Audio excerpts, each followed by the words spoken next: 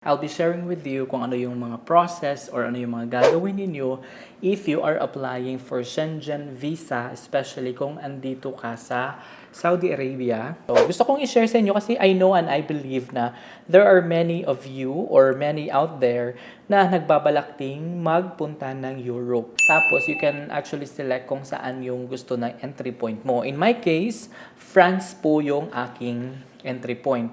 Which I also saw sa mga vlog na medyo mahirap daw yung France kasi masyadong maturist yung area. So most probably hindi na sila. Parang kung iisipin mo, mahirap mag-apply doon daw. Yung iba nag-apply sa ibang area. And I heard na doon daw sa Netherlands is mas higher ang approval rate ng entry doon pag Philippine passport. So anyway, I believe na case-to-case basis din yung application. So, yeah. But before we proceed sa ating step-by-step guide, i-play muna natin ang aking intro.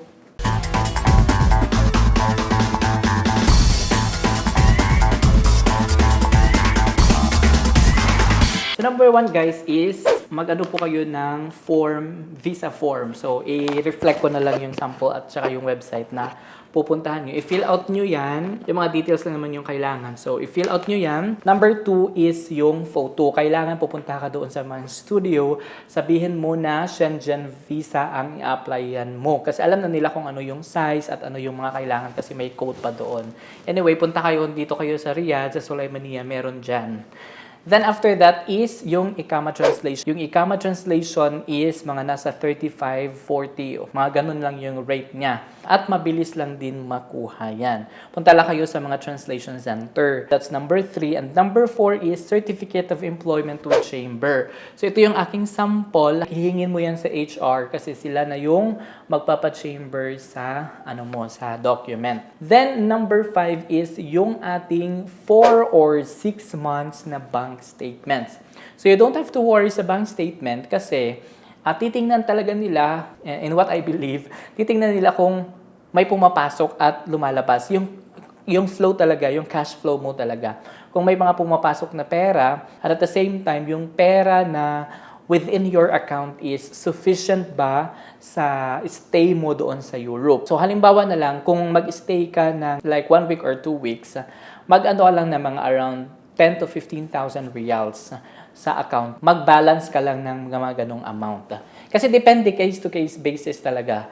Hindi ko masasabi na maglagay ka lang ng 5,000, hindi ka na ma-approve. Depende, kasi kung dyan ka lang talaga sa Paris or hindi ka na mag-ikot ng Europe, siguro ganun. Pero mas maganda kung ganun lang din yung itinerary mo. Mas higher ang percentage of passing. And then, number 6 is yung exit re-entry visa. So, yan, talagang mag-request ka sa HR nyo. In my case, nag-request ako earlier. And then, yung mga documents nyo na i-attach mo doon dahil kailangan nilang i-check. Then, number 7 is yung entry stamps or yung mga yung mga previous travels. Actually guys, in my case, dala ko siya pero hindi na ni-require. Tinanggal siya doon sa mga ko. Like ito Tinanggal na siya. So, hindi siya like this one. Nag-print kasi ako ng travel history. Yan, ito makikita to sa AppShare. Nag-print ako. So, ang ginawa is binalik din. Hindi na nila kailangan. Kasi, basically, kung titingnan mo rin is yung logic niya. Nandun din naman sa passport yung mga previous, like, yung mga tatak. Nandito naman sa passport mo kung saan ka nagbabiyahe, makikita naman siya. Then yung next natin, of course, mag-copy lang kayo ng passport nyo. Magdala lang kayo ng copy, passport. At the same time, siyempre, ang physical passport, dadalhin mo rin. Tapos yung hotel and flight booking. So in that case, kailangan mong kumuha ng flight bookings tsaka yung hotel booking. So alam niyo na kung anong gagawin dyan. Tapos, kumuha ka rin ng travel insurance with COVID coverage. So mabilis lang. In my case, kumuha lang ako sa Al-Rajhi. Pwede doon, nag-online lang ako, tapos yun, makakuha ka na ako ng i-print mo na lang yung sa insurance mo. Ilagay ko na lang yung mga link sa description below. Then lastly is yung Paris itinerary, which also in my case, hindi na sinama doon sa folder. So yun, ang process doon is kukuha ka ng schedule sa VFS. Tapos, nandun yung schedule mo, pupunta ka doon on time para iwas late, para walang problema. And then, ang gagawin mo lang doon is submit doon sa reception, bibigyan ka ng number, pupunta ka doon sa counter kung saan naka-assign. After that, i-check, kukunin yung mga requirements mo, yung mga documents. Then, mag-antay ka ulit for biometric.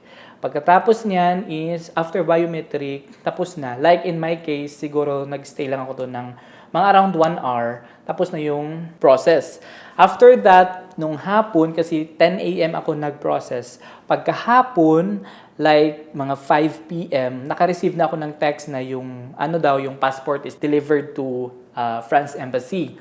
Then later on, after mga 2 days, naka-receive na ako ng message na, for transport na nandun na sa courier.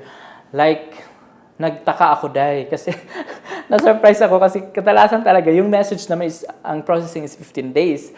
Pero in my case, like 2 days lang, na-delivered na yung passport, na kinabahan ako. Kasi sabi ko, bakit 2 days lang? Ang ginawa ko talagang nag-search ako sa YouTube kung meron bang mga nag-apply ng 2 days lang yung approval. So far, may nakita ako doon vlogger sa Dubai ata yun. O UAE, basta UAE, part of UAE, na nag-ano din siya, like nakapag-ano din siya, nag-process din siya ng around 2 days lang din. So in my case, 2 days yung approval, pero na-receive ko talaga siya kasi kinuha ko siya in pick up like on the next day na. So yun nga guys, after 2 days na-approve yung ating visa, Schengen visa, and I'm happy and excited. My flight, change ko yung schedule doon sa application. Iba yung binook ko kasi medyo mahal yung ticket, so nag-adjust na lang ako. Pwede nyo kasing gawin yan. Mag-adjust na lang kayo sa convenient day. As long as na okay, multiple entry yung aking Schengen visa, magagamit siya. So, magagamit siya for a certain period, pero multiple entry siya. So, I hope na may natutunan kayo and I'm very hopeful na during your process, ma-approve din siya. You will learn something out from this video. You will get an idea para pagdating nyo doon, at least, yung mga dokumento nyo ay naayos na. At syempre, ang ano natin is, approve yung mga application nyo. So I guess that's it for this episode. I hope that you'll learn something out from this video. If you do, please do consider subscribing my channel. Yung ating pong channel ay real estate, pero of course, meron tayong mga travel vlog.